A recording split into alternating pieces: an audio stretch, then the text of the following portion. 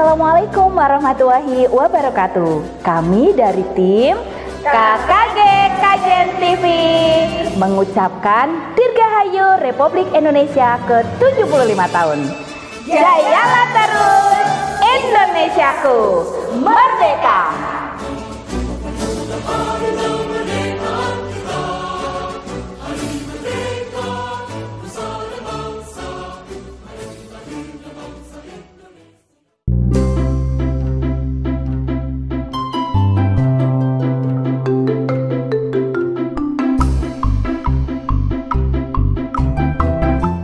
Assalamualaikum warahmatullahi wabarakatuh. Hai anak-anak, apa kabar? Semoga kalian semua tetap sehat ya. Berjumpa lagi bersama dengan Bu Ana. Nah anak-anak, kali ini Bu Ana akan mengajak kalian untuk belajar tentang materi kelas 5, tema 2, udara bersih bagi kesehatan. Subtema 3, memelihara kesehatan organ pernafasan manusia.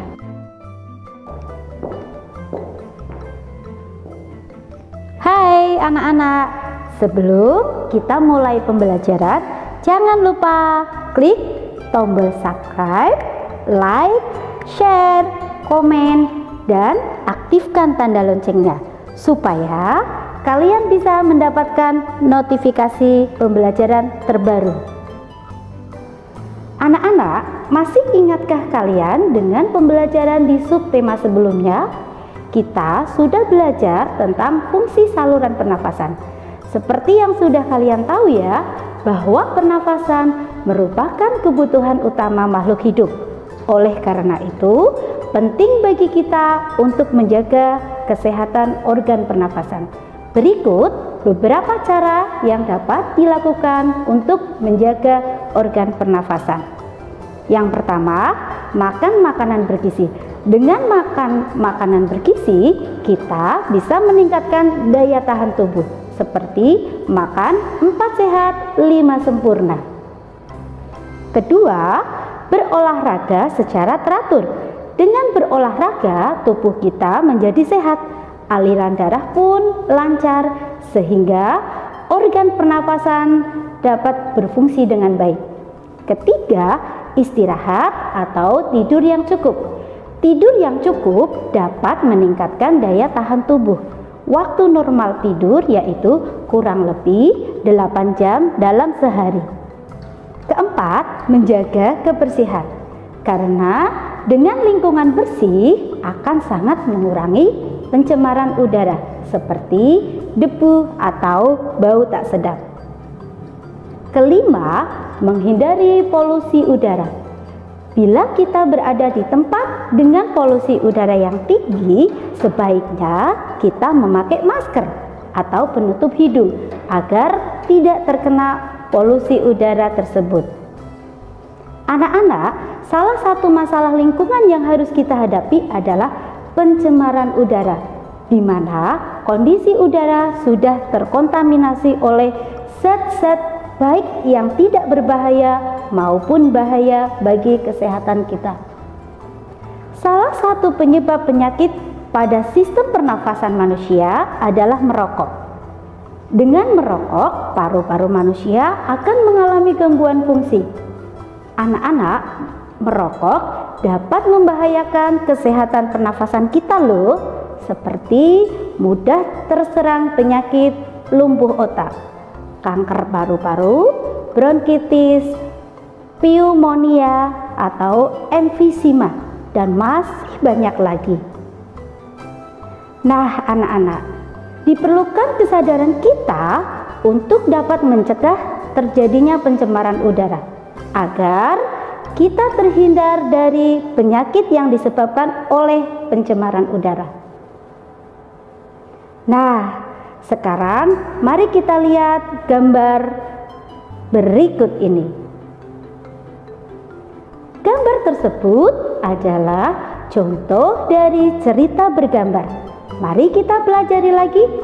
Apa itu cerita bergambar? Cerita bergambar atau sering disebut dengan cergam adalah cerita yang ditampilkan dengan menggunakan gambar. dialog-dialog tokoh, narasi ditampilkan dengan menggunakan balon kata. Contohnya adalah komik. Ada beberapa unsur yang terdapat pada cerita bergambar, antara lain panel. Panel kotak berisi ilustrasi dan teks yang tersusun menjadi sebuah cerita. Yang kedua, narasi. Narasi berisi keterangan tentang latar, tempat, waktu, atau situasi. Yang ketiga, parit. Parit, ruang di antara panel. Yang keempat, balon.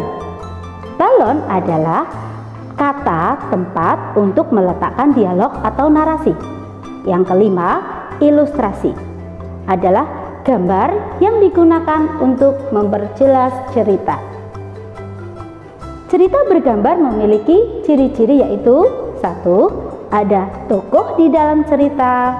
Yang kedua, memuat gambar lebih banyak daripada teks cerita. Yang ketiga, gambar-gambar yang ada menceritakan urutan peristiwa.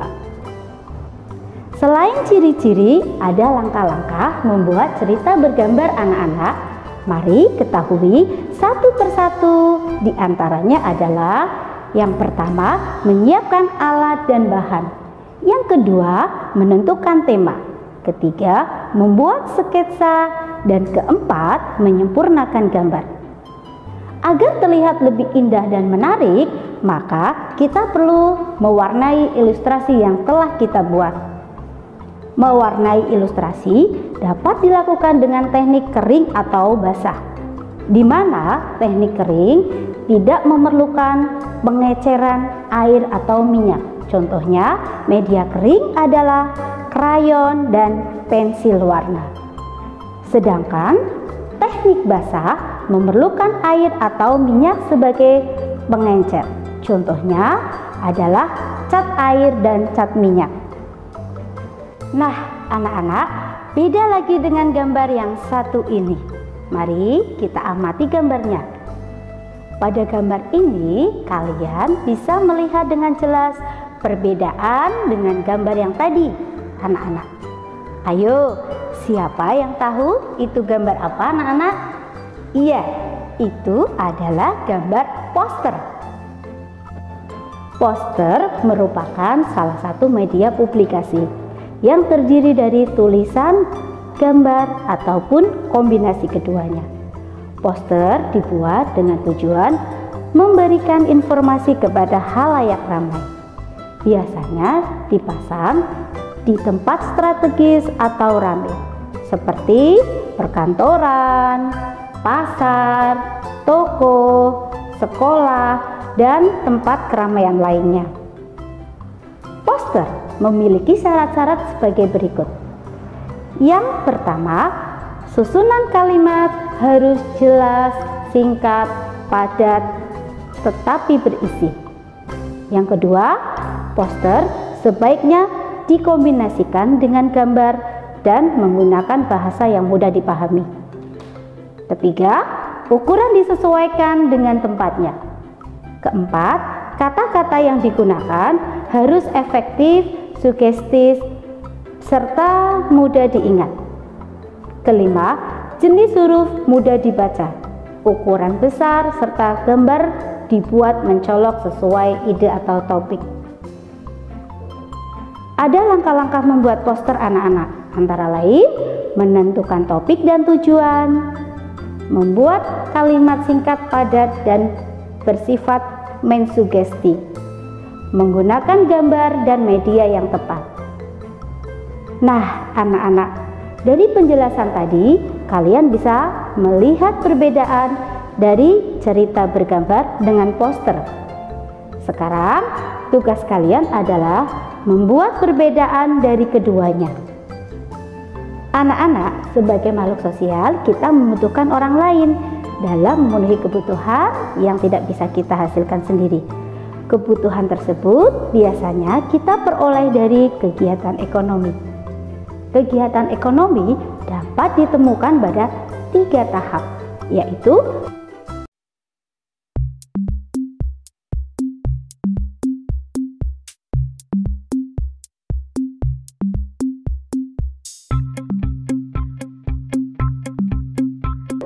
tahap produksi, di mana kegiatan produksi termasuk kegiatan yang menghasilkan atau menambah nilai guna barang atau jasa.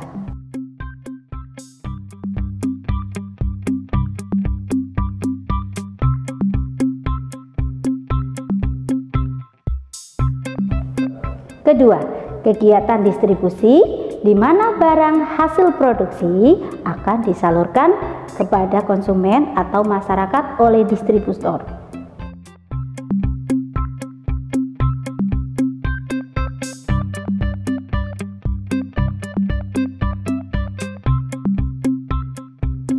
Ketiga, kegiatan konsumsi, di mana konsumen merupakan pihak yang mengkonsumsi barang dan jasa. Ketiga pelaku kegiatan ekonomi tersebut akan saling berhubungan satu sama lain. Anak-anak menghargai peranan individu sangatlah penting dilakukan oleh setiap anggota masyarakat. Kenapa? Karena kita membutuhkan jasanya. Mari perhatikan gambar berikut ini.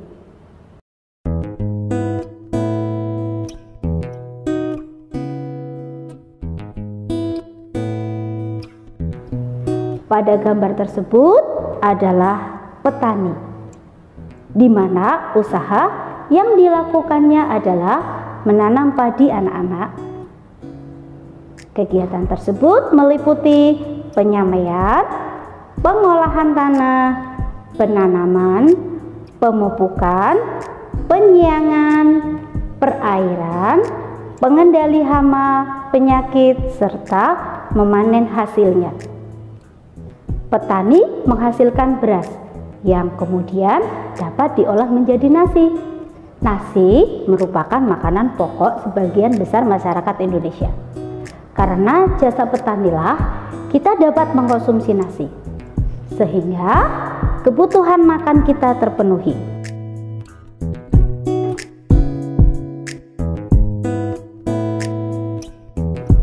Rangkaian tadi adalah proses dari kegiatan ekonomi. Dalam sebuah kegiatan ekonomi terdapat proses yang melibatkan banyak pihak. Oleh karena itu, dibutuhkan sikap saling menghargai antar pihak, seperti tidak merendahkan pekerjaan orang lain, menumbuhkan persaingan usaha yang sehat dalam kegiatan perekonomian, tidak mengganggu usaha orang lain.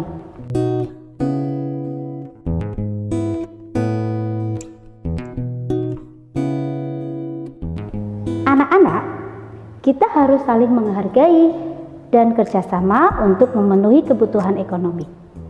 Setiap orang yang melakukan kegiatan ekonomi harus memiliki rasa tanggung jawab.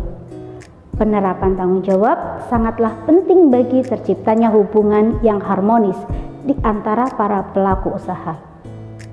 Jika tidak ada rasa tanggung jawab, maka akan terjadi hal-hal sebagai berikut. Ketidakharmonisan dalam hubungan antar masyarakat, tidak adanya kerukunan antar masyarakat, hidup menjadi tidak tenang, tidak akan terciptanya ketertiban dan keamanan dalam masyarakat. Anak-anak, ternyata saling menghargai itu penting dalam kehidupan kita ya. Dengan saling menghargai, maka akan tercipta kehidupan yang rukun, aman, damai, dan sejahtera. Oke anak-anak, sekian dulu pembelajaran kali ini ya. Sampai bertemu lagi di pembelajaran selanjutnya. Dan jangan lupa tetap semangat belajar. Cukup di rumah saja. Wassalamualaikum warahmatullahi wabarakatuh.